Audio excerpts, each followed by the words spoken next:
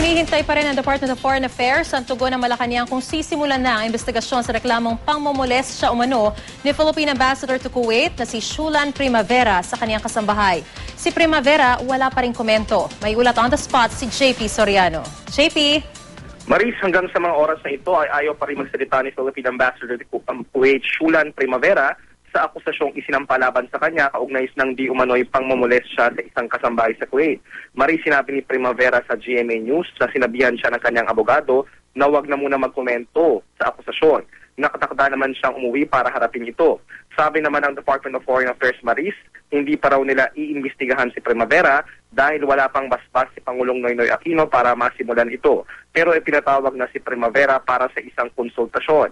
Ayon naman kay Atty. Ray Robles, ang abogado ng kasambahay na si Mabel, hindi niya totoong pangalan, umaasa silang hindi palalampasin ng palasyo ang kaso at hiling nila imbestigahan na kaagad ito ng DFA. Handa namang tumestigo ang dalawa pang kasambahay ni Primavera na unang pinagsumbungan ni Mabel na siya'y naging biktima umano ng sexual harassment umano ng ambasador. At yan muna ang latest. Balik sa iyo, Maris. Maraming salamat, JP Soriano.